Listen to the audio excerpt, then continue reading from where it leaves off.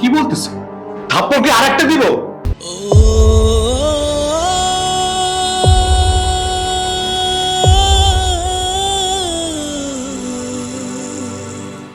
আমি চাই না একজন বন্ধা নারী আমার নতুন বউকে শরবত খাক, এটা আমি চাই না। আমি নিজেও খাবো না, আর বউকেও আমি খাইতে দিব না।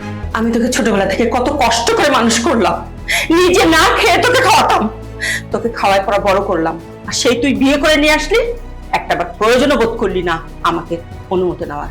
তুমি ছিলে বলে আমি স্বপ্ন দেখি,